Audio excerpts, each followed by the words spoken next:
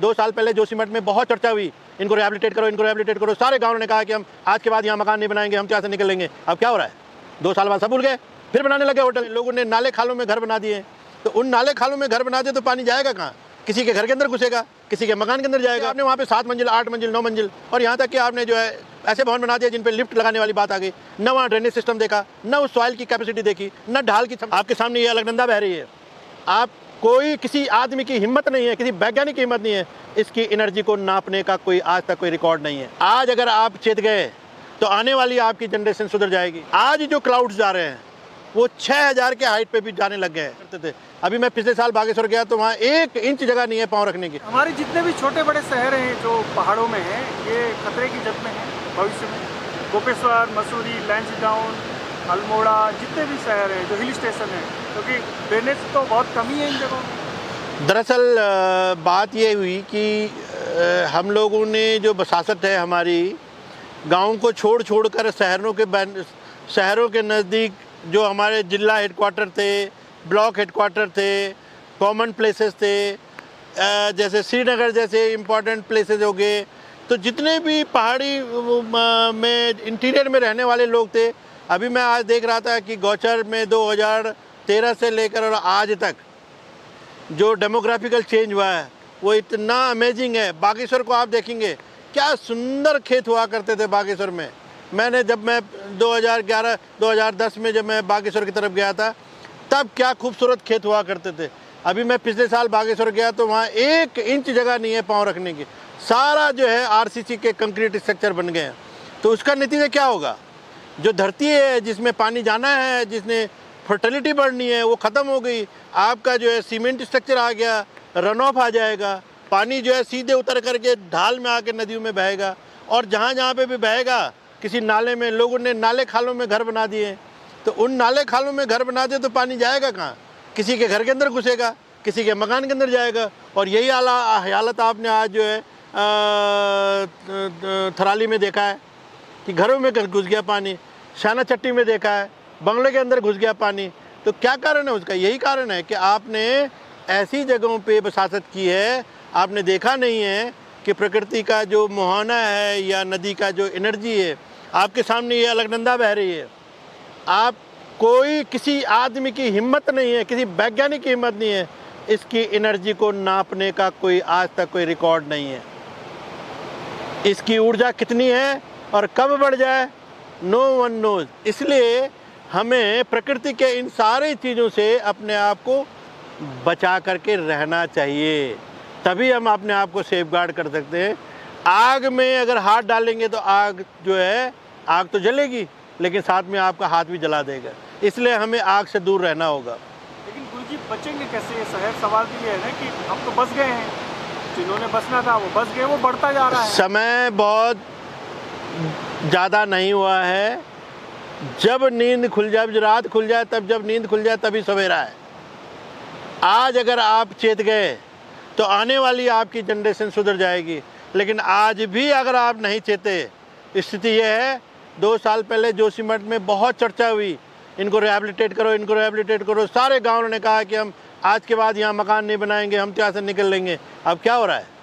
2 साल बाद सब भूल गए, फिर बनाने लगे होटल, फिर सरकार ने उनको पैसा दे दिया, फिर वहीं बसासत करने लग गए। तो भूल जाती है दुनिया। इंसान की फितरत है कि अपने पास्ट को भूलता है, आगे की दूर की सोच के चलता है, जो कि बहुत गलत है।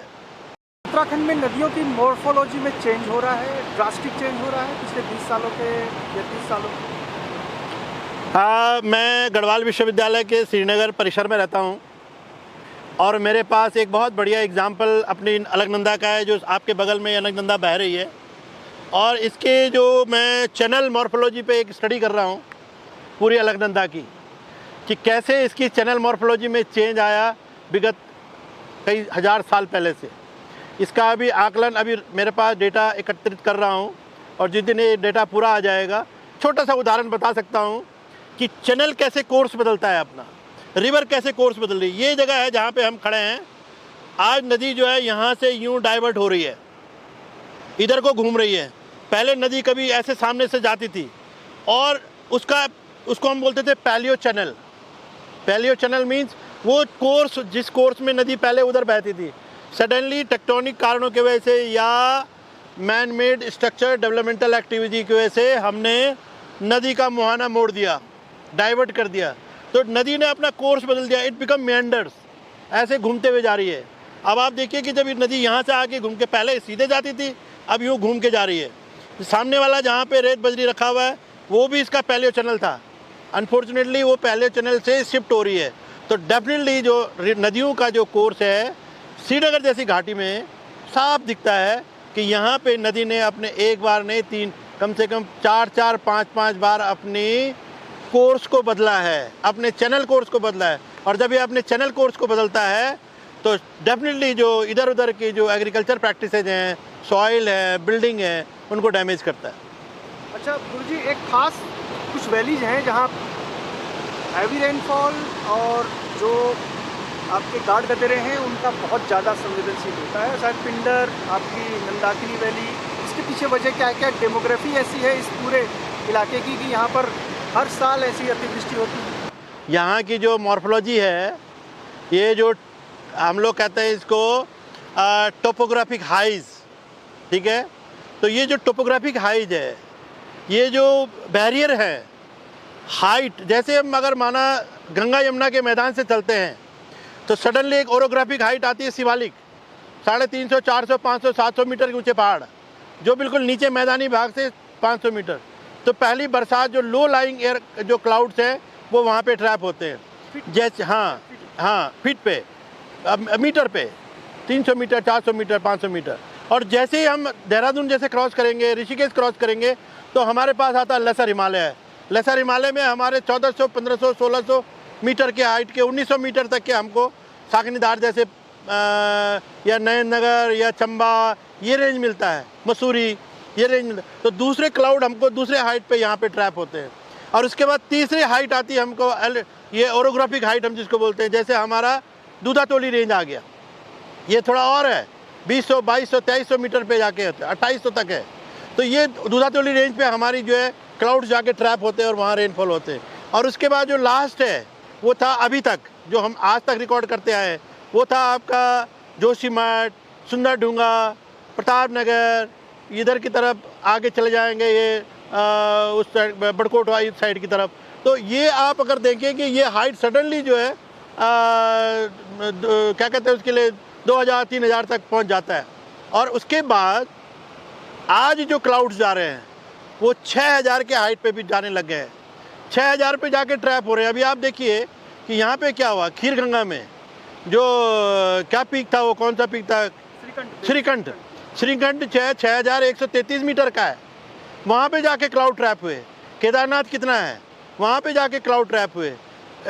आपका सुंदरडूंगा खाल है, वहाँ पे जाके क्लाउड ट्रैप हो रहे हैं। रूपकुंड है, शिला समुद्र है, इन जगहों पे मंदाकिनी है, इन कैचमेंट में जाके, इन हाइट पे जाके क्लाउड ट्रैप हो रहे हैं। और वहाँ जो प्रेसिपिटेशन है, वहाँ जो हैप्पी डिस्चार्ज है, वो बहुत घातक है। वो इसलिए है क्योंकि वहाँ पे ऑलरेडी सदियों पुराना ग्लेशियल सेडिमेंट्स जो कि लूज अनकंसोलिडेटेड ह्यूज डंप के रूप में जमा पड़ा हुआ है, और उसको थोड़ा सा पानी मिलता है और ढाल भी तीव्र है, और नीचे आके फिर वो जो है तबाही मचाता है।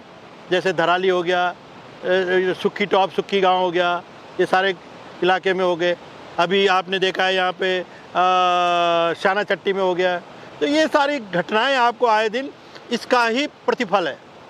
अच्छा सर, ये जो थराली से आगे जब हम वाण और फिर आपका जो पीक आते हैं नंदा देवी, त्रिशूल, नंदा गुमटी, उसके पीछे भी बसासत है, नीति वैली है, वो आगे तक जाती है। तो नीति हाँ, मैं आपको बताता हूँ कि नीति और मलारी को हम, हमारे जो भाषा है जियोलॉजिकल भाषा, हम उसको कहते थे rain shadow zone, dry Himalayan range जिसको हम बोलते हैं। जैसे लेह लद्दाख में है ना, तो हिमालयन डिज़र्ट, जब हम लपतल जाते हैं, जब हम आगे रिमखिम जाते हैं, तो वहाँ पे हमें पूरे सैंड ड्यून्स मिलते हैं। वो पूरा डिज़र्टिक है, एकदम ड्राई स्पेल है। इसलिए ड्राई है कि वहाँ रेंज नहीं होती है। वहाँ हाइट ज़्यादा होने के कारण, मैंने कहा ना 6000 जैसे ही क्रॉस करेगा तो cloud become a crystal, it become a ice, it become a snow. तो देन वहाँ रेनफॉल नहीं होती, वहाँ स्नोफॉल होता है। वहाँ आइस के छोटे छोटे क्रिस्टल, छोटे छोटे ये जो आपके सीरियट टाइप ऑफ क्लाउड्स बोलते हैं हम उनको, ये बिल्कुल क्रिस्टलाइन फॉर्म में होते हैं। तो ये अब हो रहा है सर पिछले कई सालों से। लेकिन अब मैं नोटिस कर रहा हूँ कि 2013 के बाद यहाँ पे भी बारिशें पहुँचने लग गई हैं, और यही कारण है कि हमको गाए बगाए कई बार यहाँ की घटनाएं देखने को मिल जाती हैं। तो इसका मतलब है कि जो जियोलॉजिस्ट कहते हैं सरकार उस हिसाब से प्लानिंग करने की पूरी कोशिश नहीं करती है, इसलिए दिक्कतें और ज़्यादा बढ़ जाती हैं। अब मैं इस बारे में इसलिए भी क्योंकि जब भी मुझसे पूछा गया, I am telling you very frankly, चाहे वो केदारनाथ के मैटर में पूछा गया, चाहे बद्रीनाथ के मैटर में पूछा गया, चाहे एनएच के मैटर पे मेरे से पूछा गया, या कहीं बिल्डिंग बनाने के मैटर पे मुझसे पूछा गया, तो हमने तो अपने टेक्निकली साउंड रिपोर्ट बना करके गवर्नमेंट को दिया। अब गवर्नमेंट की चॉइस है कि उस टेक्निकल रिपोर्ट को प्रॉपरली इम्प्लीमेंट करे या ना करे। जहां उन्होंने सही से इम्प्लीमेंट किया, ईश्वर कृपा से सुरक्षित पाया गया। जहां उन्होंने नहीं किया, वहां आज काम हुआ, दूसरे दिन उजड़ गया, ऐसे भी हमको नज़र आ रहा है। लेकिन मैं ये नहीं कह सकता कि 100% गवर्नमेंट उसको इग्नोर कर रही है। डेफिनेटली कुछ लोग हैं जो इंजीनियर्स हैं, वो खुद से भी आगे बढ़ के आते हैं, कहते हैं सर हमको बताइए हम इसमें क्या अच्छा कर सकते हैं। जैसे मैं उदाहरण के तौर पे आपको दे रहा हूँ, एनएच का अभी तोता घाटी वाला प्रोजेक्ट है, और इसमें मैंने नहीं स्टार्ट किया, it was from the PWD और एनएच के इंजीनियर की तरफ से। इंजीनियर बेंजवाल है, इंजीनियर चौहान है, उन्होंने मेरे ऑफिस में आकर रिक्वेस्ट किया कि सर आप हमें कुछ टेक्निकल इनपुट दीजिए, हम कुछ आपकी सलाह के आधार पे कुछ काम करना चाहते हैं। तो ऐसा नहीं है कि हर जगह गवर्नमेंट को हम दोष दे दें, ऐसे भी हैं जो लोग इस चीज़ को बहुत सीरियसली अपने स्तर पे आगे बढ़ाने का काम कर रहे हैं। केदारनाथ की बात करूं, हमारे पास जो चीफ इंजीनियर मुकेश परमार हैं, उन्होंने एक बार नहीं सैकड़ों बार मुझसे राय लिए कि गुरुजी वहाँ पे कौन सा पत्थर लगेगा, कैसा लगेगा, कौन सी दीवार बनेगी, बनानी चाहिए कि नहीं बनानी चाहिए। ये उनकी तरफ से इनिशिएटिव था, एंड मैंने उनको अपनी तरफ से उनको सपोर्ट किया है। लेकिन सर केदारनाथ में ओवर कंस्ट्रक्शन तो खतरा ही है। बात बिल्कुल आपकी जायज़ है। किसी भी जगह की एक धारण क्षमता होती है, बेयरिंग कैपेसिटी हम बोलते हैं, और मैं राइट फ्रॉम बिगिनिंग, आज से नहीं, जब से जोशीमठ का प्रकरण हुआ था, मैंने पहले दिन से ही बोला है कि किसी भी स्लोप की अपनी एक क्षमता होती है। पहले तो उस सॉइल को होल्ड करने की, जिस स्लोप में वो सॉइल जमा हो रखा है, फिर वो उसकी क्षमता है कई सालों तक वो वहाँ पे जमा है, तो उसके ऊपर कुछ लोड बियर कर सकता है। कुछ भवन बना दिए, कुछ घर बना दिए, कुछ गांव बसा दिए। लेकिन जब आप अत्यधिक मात्रा में करना शुरू करोगे, एक्सेसिव कंस्ट्रक्शन शुरू करोगे, जैसे आपने वहाँ पे 7 मंजिल, 8 मंजिल, 9 मंजिल, और यहाँ तक कि आपने जो है ऐसे भवन बना दिए जिन पे लिफ्ट लगाने वाली बात आ गई, न वहाँ ड्रेनेज सिस्टम देखा, न उस सॉइल की कैपेसिटी देखी, न ढाल की क्षमता देखी, और आपने आनन फानन में इतना सारा कंस्ट्रक्शन कर दिया, तो डेफिनेटली ये कहीं ना कहीं घातक होता है।